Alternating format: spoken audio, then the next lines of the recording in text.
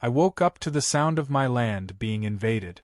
Not by wild animals, not by a storm, but by 100 uninvited strangers setting up camp like they owned the place. I stood on my porch, gripping my coffee mug a little too tight, watching in sheer disbelief as tents popped up, bonfires blazed, and laughter filled the air.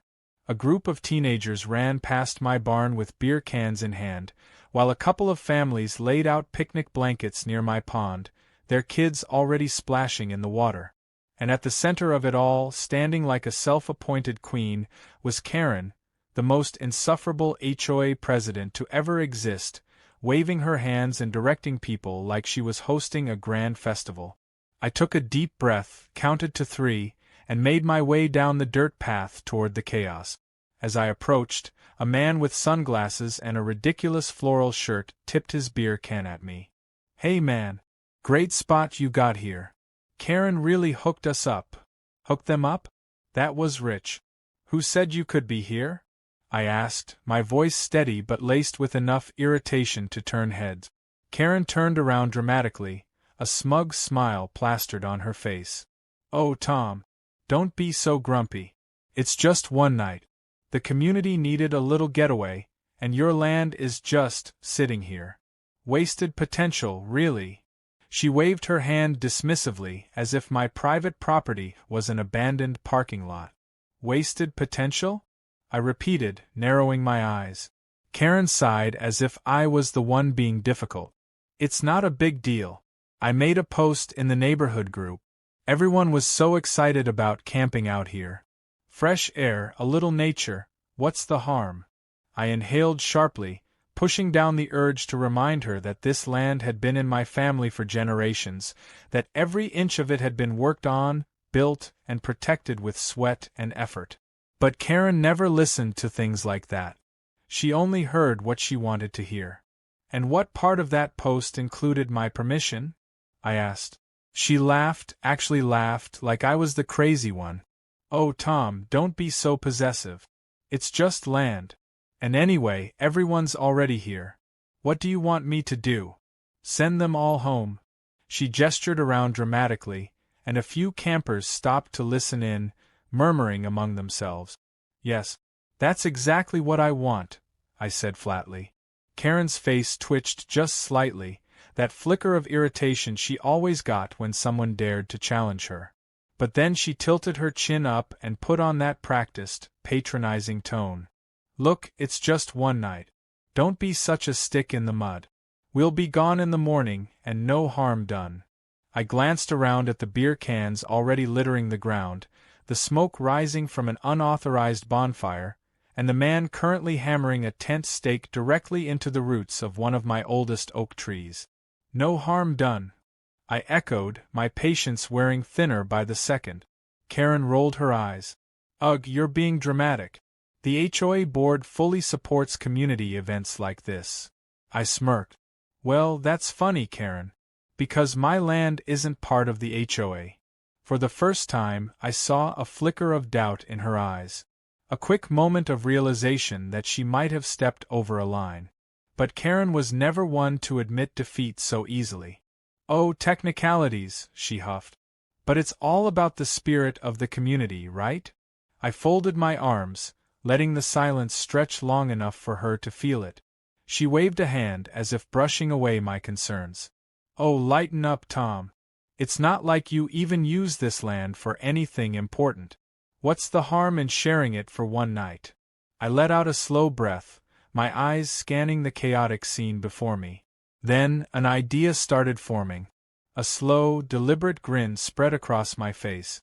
"Fine," I said, stepping back. "Stay as long as you want." Karen blinked, clearly expecting more of a fight. "Wait, really?" I nodded, my smirk deepening. "Sure. But I hope you and your guests are early risers." She frowned slightly, trying to read between the lines. But the lure of a victory was too strong for her to question it. She gave me a satisfied nod and turned back to the crowd. "See, everyone? No problem at all. Let the camping begin." I watched as they cheered, oblivious to what was coming. The night unfolded exactly how I expected, loud music, drunken laughter, and enough stupidity to make me reconsider the intelligence of my neighbors. A group of men took it upon themselves to borrow firewood, which just so happened to be my fence post. Someone set up a grill dangerously close to my barn, and if I hadn't been watching, I would have woken up to a disaster. By midnight, most of them had passed out in their tents, the music finally dying down. I stood at my window, looking over the field of intruders, my mind already set on what I had planned for sunrise. Because Karen and her merry band of trespassers had made one fatal mistake. They had camped on the wrong side of my land, the side where my bulls roamed. I could already see it now. The sun barely cresting over the horizon, the first groggy campers stumbling out of their tents, only to find themselves face to face with a herd of my biggest, most energetic bulls, released at the perfect moment. I took one last sip of my coffee and went to bed with a smile on my face. Tomorrow was going to be fun. The night stretched on, filled with the kind of noise that made my skin crawl. Beer cans clinked, music blared, and every few minutes, someone let out a drunken whoop like they had just discovered fire. I watched from my porch, shaking my head as a couple of guys decided my barn wall was a good place to relieve themselves. Others had ventured too close to my pond, splashing around like they were on a tropical vacation. Karen sat in the center of it all, basking in the glow of her self-importance, sipping wine like she had personally orchestrated a grand festival. The fence thieves had made some real progress. What had been a sturdy wooden barrier just hours ago was now a pitiful row of broken posts, stripped down for firewood. I clenched my jaw but didn't say a word. Let them enjoy their little victory. They had no idea what was coming. As the hours dragged on, the energy faded. One by one, the campers started turning in for the night. Tents filled, bonfires died down, and the once lively field of chaos turned into a snoring, tangled mess of bodies. Even Karen, who had spent half the night declaring this the best community event in history, had finally shut up and retreated into her oversized tent.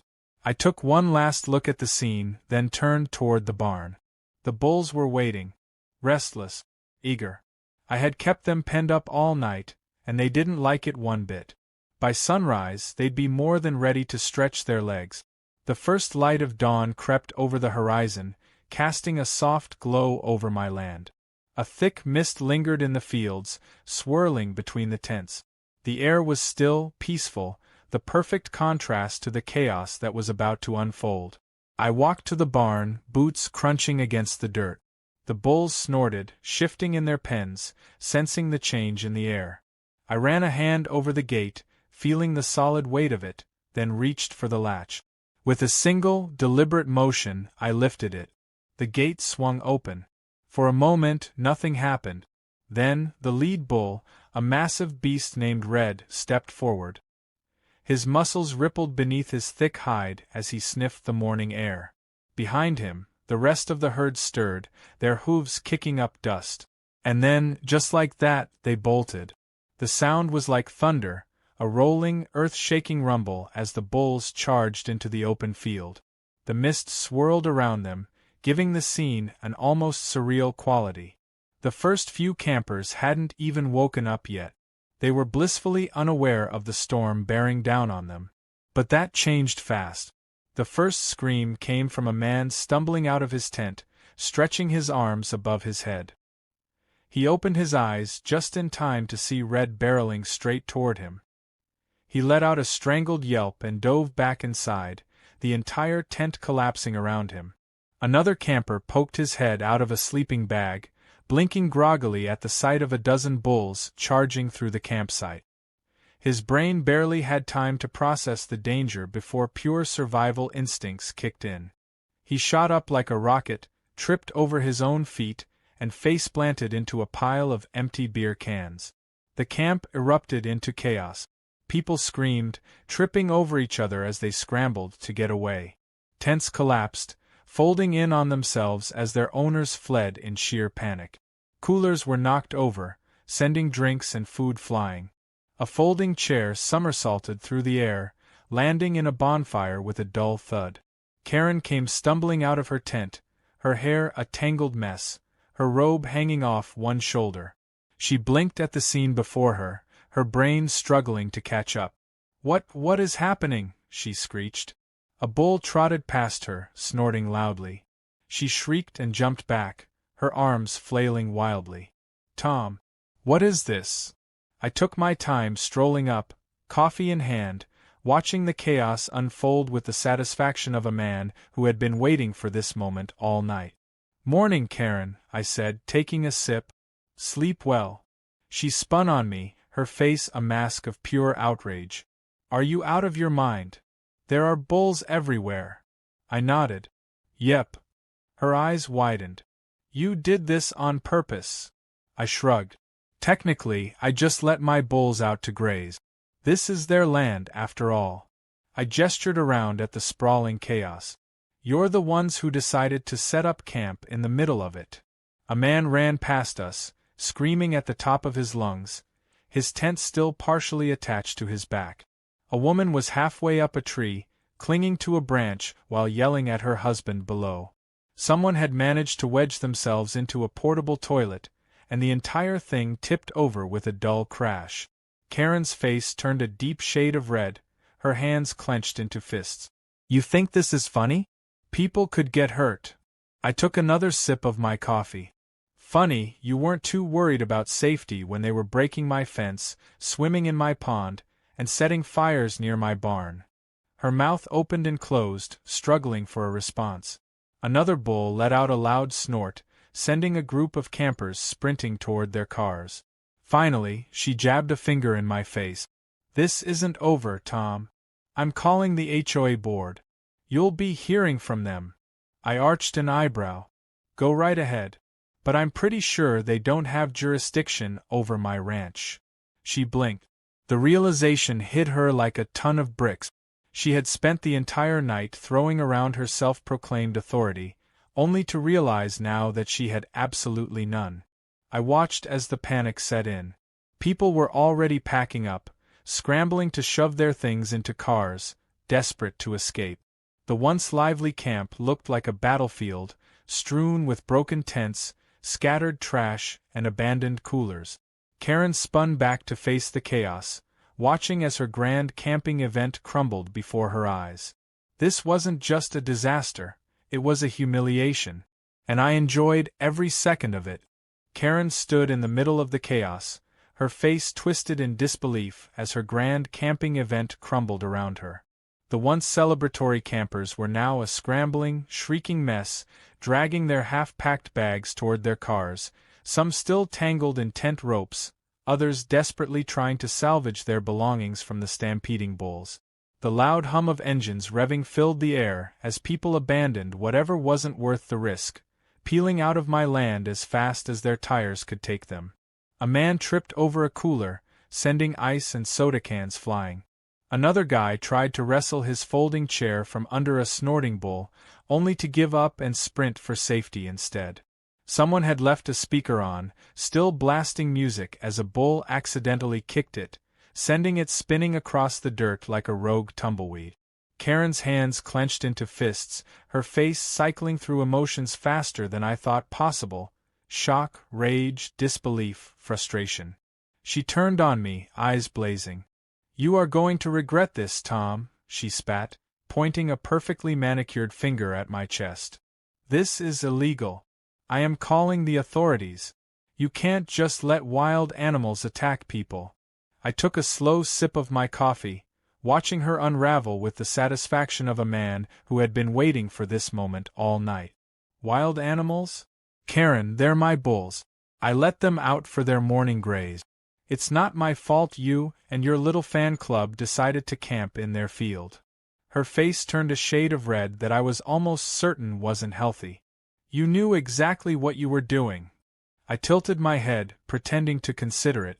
"Well, I did try to warn you." She let out a frustrated growl, her hands shaking with rage. She whirled around, looking for support, but her army was long gone. The campers who hadn't managed to escape yet were too busy saving themselves to care about their so-called leader.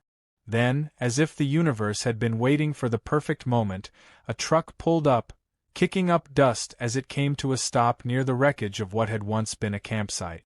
And out stepped Sheriff Dawson. Karen's eyes widened, her expression flickering with hope. "Oh, thank God!" she gasped, practically running toward him. "Sheriff, arrest this man. He released wild bulls on us. This was a peaceful community event, and he set us up." Sheriff Dawson adjusted his belt, his face unreadable as he glanced between Karen and me, taking in the wreckage of her so-called retreat. Then he sighed and pulled out a folded piece of paper from his pocket. "Karen," he said, his voice calm but firm, "we need to have a talk." Karen blinked. "Yes. Thank you. Arrest him immediately." Sheriff Dawson glanced at me, and I gave him a small nod. We had known each other for years. I had called him the night before, just after Karen's little stunt, and he had been more than happy to help me straighten things out. He unfolded the paper and held it up. "First off, let's start with this. An official trespassing complaint, filed by Tom last night." Karen's mouth opened, then closed. "Trespassing?" she choked out, like the word itself was offensive. Sheriff Dawson nodded. "Yep. You and about 100 other people. This is private property, Karen. You didn't have permission to be here." Karen's face twisted. "That's ridiculous. This land is part of the community." Sheriff Dawson raised an eyebrow. "Is it? Because according to county records, this land belongs to Tom. And last time I checked, your HOA rules don't extend past your own neighborhood." Karen stumbled over her words, but he wasn't done. "Second," he continued, flipping through his notes, "we've got property damage.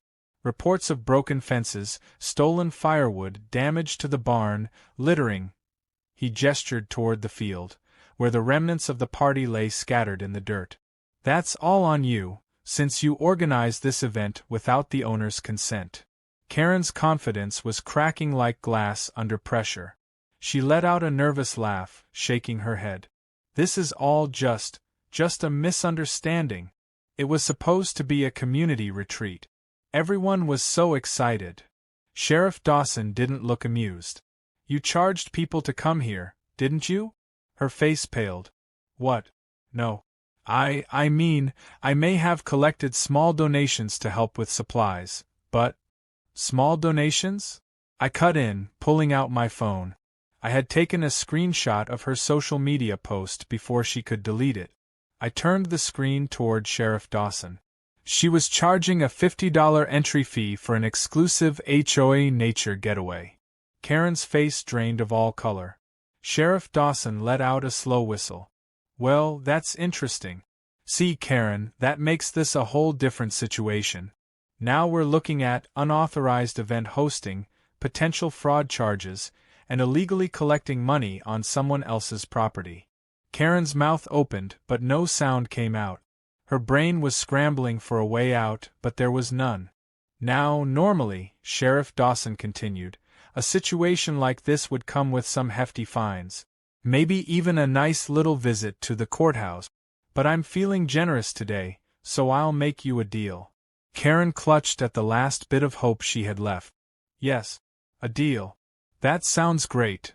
You and your HOA buddies are going to pay Tom back for every bit of damage you caused. Every fence post, every piece of trash, every bit of destruction you left behind. And," he added, giving her a pointed look, "you are never to set foot on this land again without permission."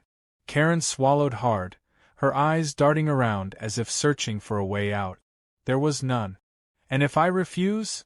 she whispered, her voice small. Sheriff Dawson smiled. "Then I process these complaints, and you can explain yourself to a judge." Silence. Then Karen, for the first time in her life, made the smart choice.